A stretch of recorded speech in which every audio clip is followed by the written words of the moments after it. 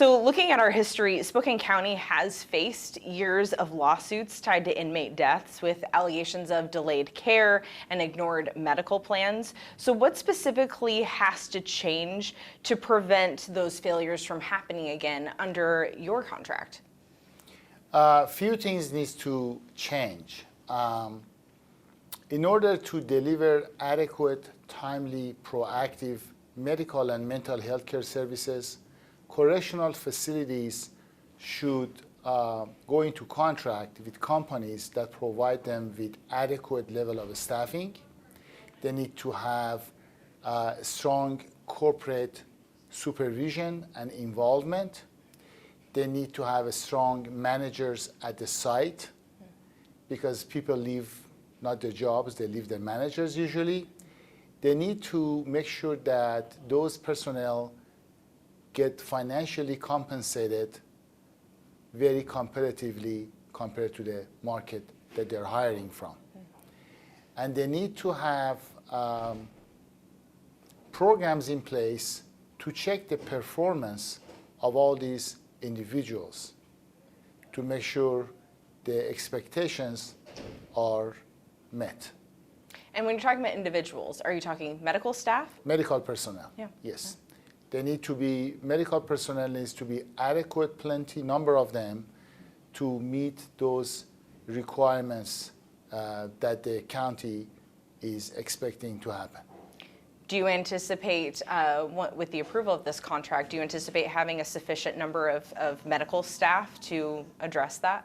Yes, we are planning to increase the level of staffing in this facility, Spokane County Detention Center, with 10 FTEs over the next 6 months after we start the contract.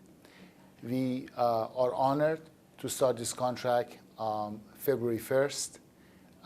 And after a few months, first month, we're gonna have more personnel. And after 3 months, because of adding new functions that we want to deliver, we have more personnel. And in about 6 months after the start of contract, we're gonna have about 10 more FTEs than what exists here. How is that gonna be funded?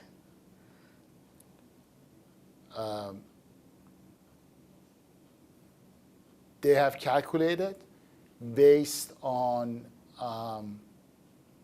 the history that they have had in this jail, lawsuits, prior lawsuits, settlements, bad media coverage, and what they were spending money. They have approved our proposal. MEDIKO received 100% out of 100% in evaluation process. So we were the best company that applied based on our level of staffing, approach of the project, transition plan, our track record. They have selected MEDIKO. I don't know, I don't get involved into the budgetary things of the counties. It's not my territory. You're saying it'll be 10 more FTEs than what the county currently has on its jail medical staff. Yes. Is that something the county is going to cover their salary, or will the medical company cover that? No, the county covers the salary. This is we negotiated, we submitted a proposal. We were selected first, 100 out of 100. And then they started to negotiate with us. It took us 7-8 weeks to negotiate, review the level of staffing. We adjusted the level of staffing based on the needs of the facility and the questions and answers that we exchanged. And the statistics of the number of inmate patients coming to the facility suffering from chronic medical, serious medical condition and mental health conditions, we negotiated on the level of staffing, and they were fine with that. And I understand they would save money compared to what they were spending before, even though MEDIKO is giving them 10 more FTEs. What would that total come to then? If it's 10 more, how many personnel is that total? Do you know? 10 more. I don't know the salary of those 10 more. Or just how many people total? 10 FTEs. We're adding. Oh, how many people will be here? Yeah. 61 more FTEs. 61 total of 61 FTEs will be here 6 months after the contract starts. Okay. Day one, it might be less. Incremental yeah. Increase. After 6 months, they will have 61 FTEs. Great. I believe they have something like exactly like 51 right now. Sure. Thank you. Just want to make sure I had the math right. And in your opinion, how will having 10 more FTEs, what impact do you think having additional medical staff here at the jail mean for the inmates here? We will make sure that all the inmates, when they arrive to the jail, when they get incarcerated, they will be seen with a registered nurse within the first 4 hours of incarceration. And we will start the discharge planning from the booking area, registration into 1115 Washington plan that's going to go into effect in a few months. We also will have on-site primary care physician and or mid-level provider during weekend hours at the site, on-site. We are adding a psychiatrist, MD psychiatrist, to support the existing mental health services in this facility. We're also going to have more nurses to start medication for opioid use disorders, MOUD, not just for continuation, which happens now, but we will start induction also to have a broader spectrum of treatment for opioid use disorder. Those are the main additional personnel that we are adding. What does that mean for the inmates? What does that mean for families who have individuals that are here? If you could boil it down, I mean, that sounds like more resources than before. What does that mean for those folks? I'm a licensed physician. I've taken a Hippocratic oath. These jails, I treat them as my offices. These inmate patients who get incarcerated here, they have someone who loves them outside. They have a sister, they have a brother, they have a fiance, they have a mother. My job as a physician is to make sure they receive adequate, timely medical services and not to judge them. They are entitled by our own Constitution to receive adequate, timely medical care that meets the community standard. That is not just true for Spokane County. That's nationwide. We are mandated to meet that Constitution requirement. That's how we should do that. And that's why MEDIKO is the only company in the nation that has been in this business for nearly 30 years with no change of name, with no merger acquisitions, that proudly can say has not had a single judgment, despite the fact that we practice in highly litigious environment called correctional health care. Right. We are the only one in the nation that has been in business for 30 years and has not had a single judgment, because we don't cut corners, we don't take shortcuts, and we treat inmate patients as my patients. That's the way it should be. You clearly care about the work that you do and the patients that you care for, and it sounds like a sense of pride in the sense that there's been a great track record with the company. MEDIKO. Thank you, MEDIKO. Mm-hmm. Now, we've seen suspected overdose deaths inside the jail, including 2 just yesterday on the eve of your contract being approved. So what safeguards should be in place to detect overdoses early and intervene before they turn fatal? From medical point of view, I believe in initiation of medication for opioid use disorder, MOUD, used to be called MAT, M-A-T. By having that program, there will be less craving for the incarcerated individuals to seek or to bring, to smuggle drug into the facilities. Through the MAT program.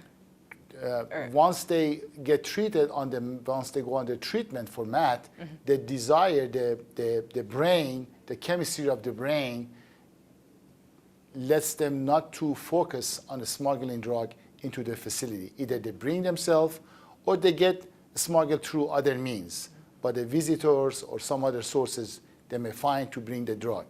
So that's why we want to treat opioid use disorders as soon as possible when they come to the jail, so they won't seek to get the fentanyl, which is hundreds of times stronger than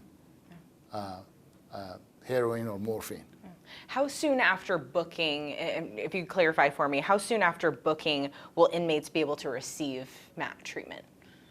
After the booking, right after, they will go ahead and start. They will go to extensive questions and answers by a licensed registered nurse.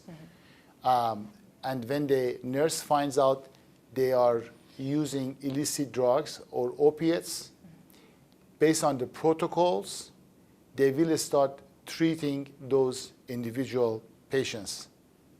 They find when was the last dose of what drug they used last, so the nurses will be trained what to expect and when to start treatment after calling the provider on call or following their nursing protocols. It will start right after arrival to the facility. Yeah, so right after the completed booking process, or part of the booking process? Yes, it is part of the booking process. Okay. The most important interaction that a healthcare professional will have with a new arrival to the jail is booking. Booking is the mother of lawsuits. Who said what? And what did they do with that information? So I'm very passionate about booking process to make sure that things get done right away. The result, the long-term result, right, is yes. Jails, Jails have become the urgent care centers of correctional industry. You cannot shut the door down certain hours or weekends. Anytime, anybody at any time can arrive to the jail. So that urgent care center should be equipped and have protocols, guidelines, medication on hand to treat either overdoses when they arrive or manage them when they go to withdraw from alcohol or opiates. And do you think having those systems in place, having a prepared urgent care, the MAT treatment, will this help prevent or help avoid future litigation? It will dramatically decrease the number of incidents of overdoses in any correctional facilities. We have been in business 30 years. Spokane is not our first jail, ain't gonna be our last jail. We have experienced that in inner cities, when there's high incidence of opiate use, when the jails start to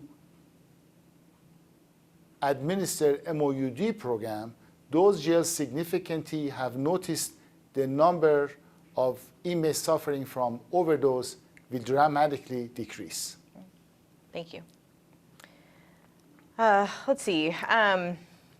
It's not bulletproof. No. It's not bulletproof, Yeah. but it will definitely help.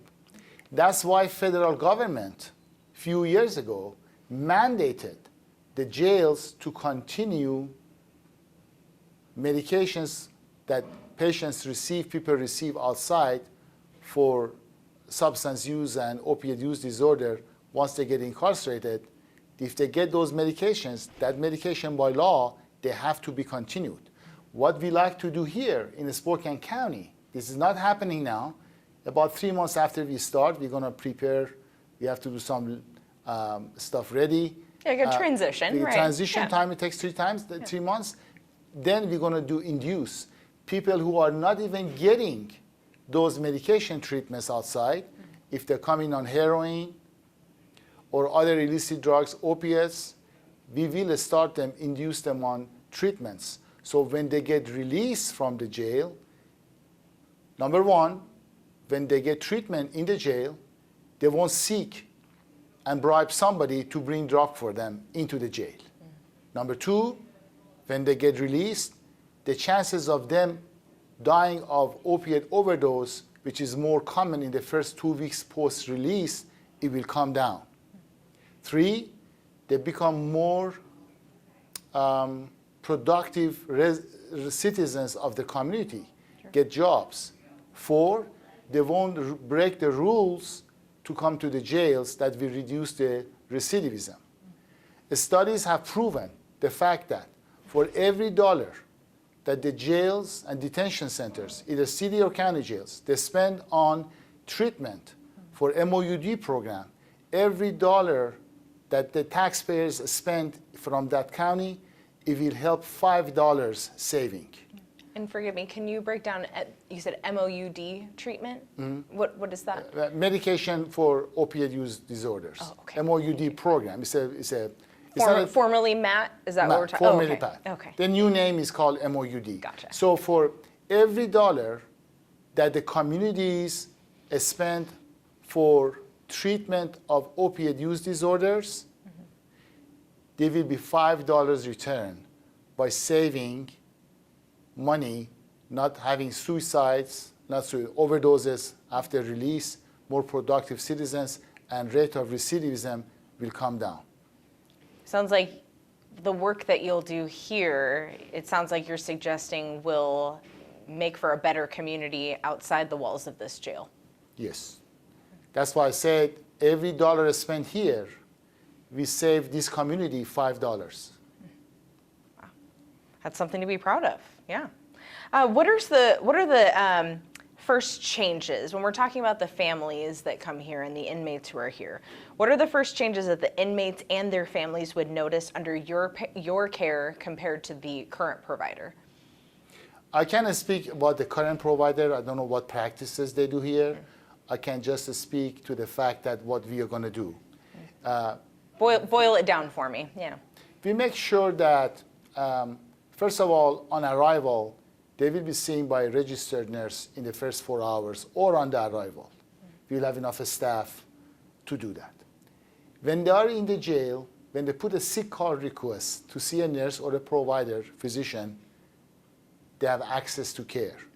And the nurses will have guidelines to prioritize which inmate patients should be seen before other requests that they get. Okay. We make sure that we have a diverse list of medications that any medication can be prescribed. Mm-hmm. We have to make sure we have enough hours of provider on site, means physician or nurse practitioner or physician assistant at the site who can interact with the patient to address their problems. Mm-hmm. Because they are in our custody. They have no choice. We have to provide them adequate, timely, proactive health care. And they have to have access to good health care, because that's what they are constitutionally entitled to. Yeah. They will see the difference between there's higher level of nursing personnel. There's better guidelines for our nurses. We use good guidelines. The nurses will use their judgment using our guidelines. Within the scope of work, they will address the issues that they can address, and provider is on site every day, 7 days a week, including Saturday and Sunday, to see the patient if that's needed. Is that what's unique about MEDIKO, in the sense that there is round-the-clock care and maybe a higher level of staffing totals? Not higher just quantity of staffing, but the ratio of registered nurses will be increased compared to LPNs. Mm-hmm. We will do that. Also, we will have providers, primary care providers, that will come to the site on Saturdays and Sundays also. Wow. Not just do other companies do that, or is that unique to? No, some other companies do it in some other places. Sure. Okay. We proposed to Spokane County, we suggested, based on your population you have, the number of inmates you take care of, and the statistics you provided to us, and the acuity of the patient population here, we recommend you to have mid-level healthcare providers and or physician to be on site even few hours weekend, every like Saturdays and Sunday, in addition to weekdays. Okay. And they welcome that. Yeah. And Doctor, for families who don't trust the jail's medical system because of history here, past deaths and lawsuits, what would you say to them to reassure those families about how care will be different here under MEDIKO?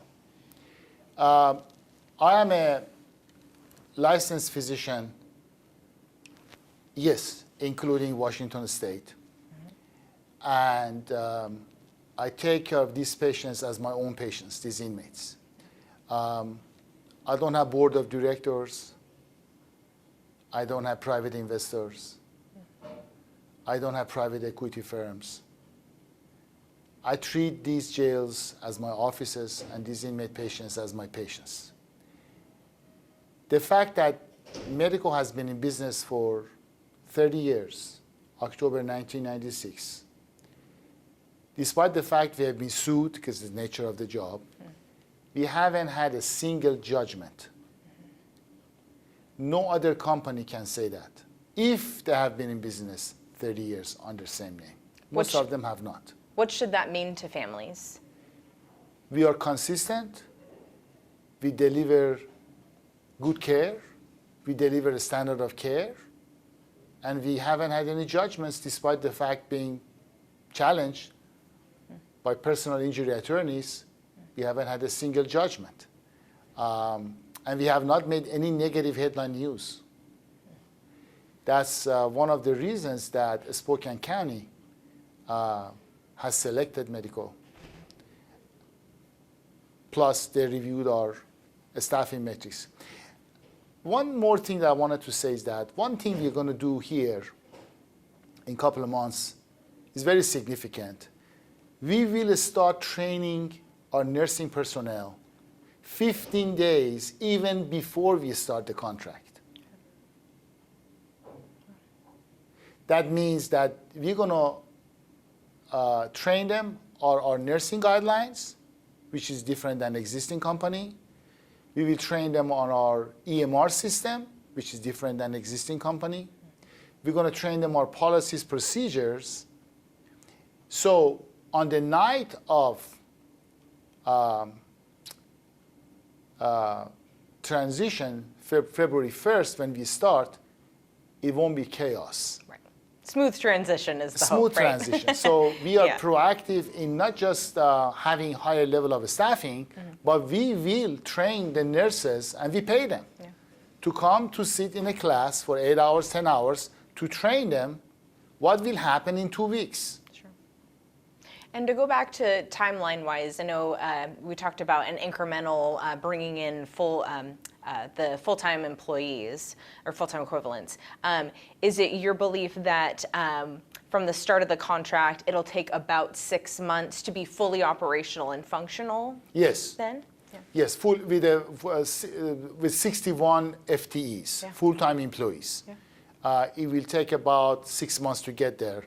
Not that we cannot hire them, because the programs we are planning to start, it won't start 3 months, 6 months later. Yeah. So when we are going to have about 50 or 48 individuals on February 1st, but 3 months later we had 5 more, and 3 months after that we're going to have 5 more. Yeah. So our contract is we're going to have about 61 full-time employees, which is 10 more than what they have now. Great. Just kind of anecdotally, what does it mean for you to be here in Spokane County? I know we're speaking ahead of the afternoon meeting to approve that contract, but with that contract anticipated to be approved and your presence here today, what does it mean for you to be stepping into this new chapter with Spokane County? I'm very proud. I'm also very appreciative of the Spokane County Board of Commissioners, the jail commanders, the county administrators. They gave us this opportunity. I'm glad you did your homework, thoroughly investigated all the companies that applied. We enjoyed working with you over the past few weeks to finalize the level of staffing metrics that is needed to have adequate, timely healthcare services. I'm very appreciative on behalf of our entire company. The reason I came to West Coast, I brought MEDIKO to West Coast, one might ask why. Why? Because I really believe states in West Coast in general and northeastern United States are more progressive in delivering quality healthcare services than many other places in the nation. And you want to be on the forefront of that, yeah? Yes, and I saw there was a cry in West Coast. I've done this for 30 years. Okay. I saw there is a need, opportunity to deliver quality healthcare services, that the taxpayers in these localities are willing to pay for the right level of care. Because that's the right thing to do. For the individuals who get incarcerated, who suffer from many chronic medical conditions, serious medical conditions, not just drug overdose, not just alcohol or opiate withdrawal, for serious medical conditions that are either underdiagnosed or undiagnosed when they get incarcerated. So this gives us a golden opportunity to take care of these people when they arrive to the jails. This is the right thing to do. And that's why I want the community to trust me. We have done this for 30 years with zero judgments, zero negative headline news, and Spokane will be same.